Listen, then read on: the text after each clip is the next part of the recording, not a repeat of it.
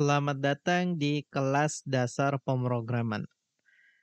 Mata kuliah ini adalah mata kuliah dengan nama dasar pemrograman dan akan ada praktikumnya juga dengan kode dari mata kuliah ini adalah TIK 61524.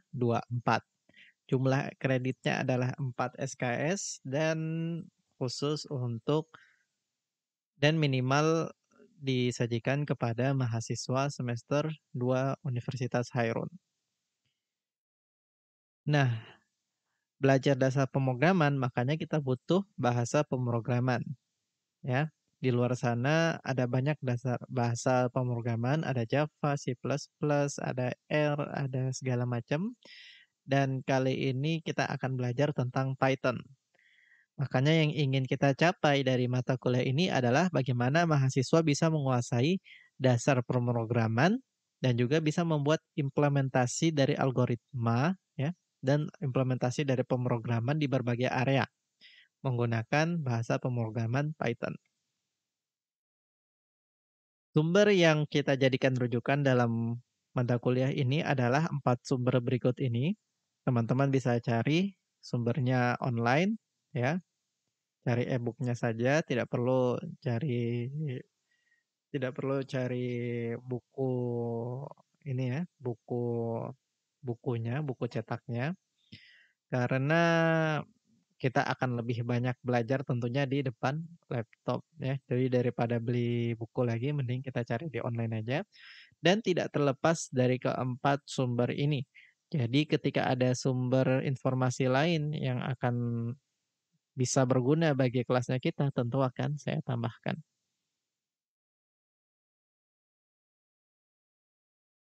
Untuk penilaiannya bagaimana, Pak? Kelas ini terdiri dari praktikum dan teori. Maka penilaiannya adalah 35% untuk praktikum, kemudian untuk teori 65% lebih besar. Praktikum penilaiannya terdiri dari dua, keaktifan dan laporan. Kemudian untuk teori ada kehadiran, tugas, UTS, dan UAS. Peraturan di kelas saya, segala macam bentuk kecurangan nilainya otomatis saya kasih nol. Nah, untuk tugas, untuk UTS, untuk UAS, untuk kuis, segala macam. Kalau ada kekurangan yang dilakukan sebanyak 3 kali, kecurangan yang dilakukan sebanyak 3 kali, maka nilai akhir mata kuliahnya akan saya kasih E. Oke, berarti sama saja tidak mengambil mata kuliah, alias harus mengulang tahun depan, ya. Kecurangan itu bentuknya seperti apa? Misalkan tugasnya copy paste, ya, ataupun menyontek, ya. Tugasnya di copy paste hanya diganti namanya doang. Nah, ini tidak saya tolerir. Dan saya bisa tahu ya bagaimana kalau bedanya buat sendiri dengan copy paste. Jadi berhati-hati. Materi kuliah kita sampai 16 pertemuan ke depan adalah ini. Materi pertama hari ini yaitu dasar pemrograman. Kita kemudian belajar sejarah dan instalasi Python pekan depan. Sampai ada UTS dan UAS juga. Di akhir nanti kita akan punya studi kasus project program menggunakan Python, ya. Tadi saya bilang ada banyak bahasa pemrograman di luar sana, tetapi yang kita pelajari kali ini adalah Python. Kenapa? Teman-teman bisa lihat di gambar di samping ini, ya. Kita bisa lihat ini perbandingan Python dengan bahasa pemrograman yang lainnya. Kira-kira apa yang bisa teman-teman simpulkan dari gambar ini? Kalau yang mau saya simpulkan bahwa Python ini dia benar-benar powerful, ya. Sebagai senjata, dia tidak sama seperti assembler yang yang tidak tepat guna ya, kemudian tidak sama seperti C juga ataupun C++, tetapi dia powerful bisa melakukan banyak hal ya. Bisa digunakan untuk berbagai macam hal dan juga tentunya mudah.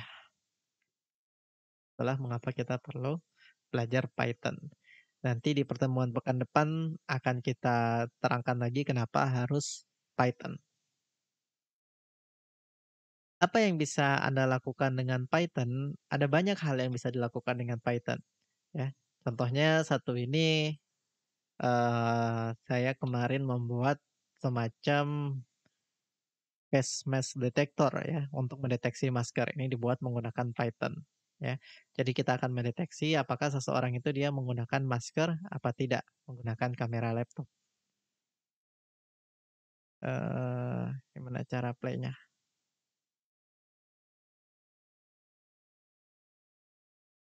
Oke, kira-kira teman-teman bisa nggak buat seperti ini? Jawabannya pasti bisa.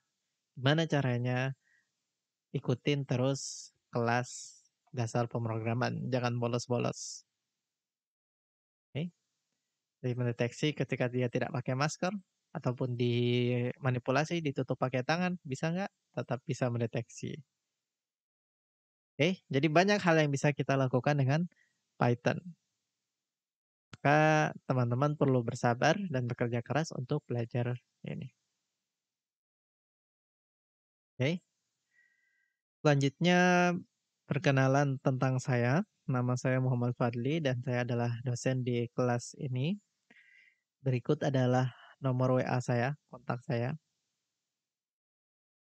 Spesialis saya adalah Natural Language Processing, Artificial Intelligence, Bioinformatics, Data Mining, dan Deep Learning. Di mana semuanya ini memang, eee, populer menggunakan Python, ya. Itulah mengapa saya familiar dengan Python, ya. Sedikit tentang pendidikan saya, 2013 saya masuk di Universitas Brawijaya di Malang. Kemudian sempat internship tahun 2016 di Laboratorium Bioinformatik dan 2017 saya belajar di Taiwan, Republic of China, di National Central University dan juga meneliti di IISR Laboratory di Taiwan. Kemudian mulai tahun 2020 menjadi dosen di Universitas Hairun. Nah, ini adalah buku yang saya karang bersama Pak Firman Tempola ya, buku Data Mining dengan Python untuk pemula. Bagi teman-teman yang tertarik, belajar Python di level setelahnya dasar, jadi udah bukan di level dasar lagi, di level yang atasnya dikit, teman-teman bisa, eee, menggunakan buku ini, bisa didapat dari Tokopedia di link berikut ini, ataupun bisa menghubungi saya secara langsung jika ingin pesan. Atau jika ingin pesan di kelas begitu, bisa langsung saja menghubungi saya atau dikoordinir. Oke, selanjutnya yang paling penting terkait teknis kuliahnya kita ini seperti apa. Nah, berdasarkan surat edaran yang barusan diedarkan tempo hari, pekan lalu ya, oleh Pak Amal, jadi perkuliahan semester ini harus dilaksanakan 50-50. Berarti apa? Berarti kelasnya harus kita bagi 2. Nah, padahal kan kita hanya punya waktu 3 jam ya.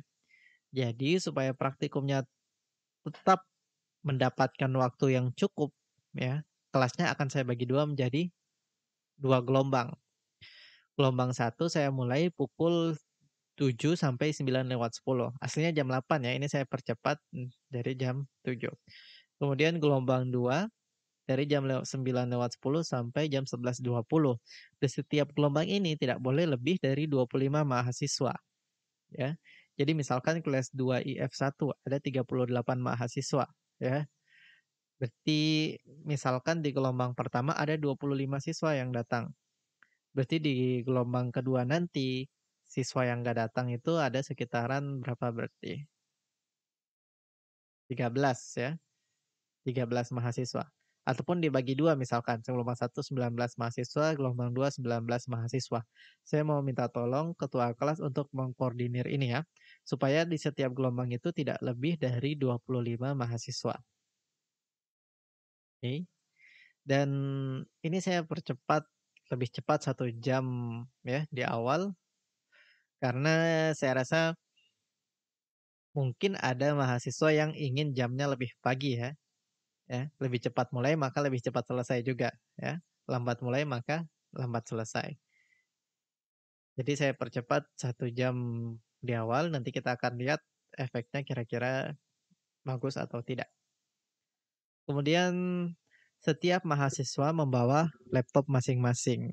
Praktikum kita di lab, tapi saya sarankan dan ini, eee, lebih baik dan kalau bisa wajib ya, bagi setiap mahasiswa untuk membawa laptop masing-masing ya. Kenapa? Karena kalau kita pakai laptopnya yang di lab ya, bisa saja minggu ini kita pakai laptop A, kemudian minggu depan kita pakai laptop yang B ya, misalkan kita pakai komputer yang lain dengan yang minggu lalu. Akhirnya pada saat praktikum ketika kita butuh file yang sudah kita buat dari pekan sebelumnya, teman-teman sudah kehilangan file itu, tidak dapat lagi. Makanya bawa laptop masing-masing, kalau bisa tidak pakai laptop atau komputer dari lab, bawa laptop masing-masing, oke. Dan terakhir, untuk pekan depan sebelum kita benar-benar memulai kelas kita, untuk pekan depan teman-teman harus download installer Anaconda sesuai dengan spesifikasi laptop Anda dari link berikut ini, oke. Anaconda ini apa? Nanti akan saya jelaskan di pekan depan, yang penting teman-teman harus download dulu dari link berikut ini, ya. Jadi ketika link ini diklik, Anaconda, maka teman-teman akan dapat tampilan seperti ini. Klik download, pilih spesifikasi laptop, ada yang pakai Windows 32 bit atau 64 bit atau 32 bit, Mac atau Linux ya. Kemudian kalau 64 bit tinggal klik, nanti save file, oke. Untuk install-nya pekan depan nggak apa-apa. Oke, sekian terima kasih. Sampai jumpa pekan depan.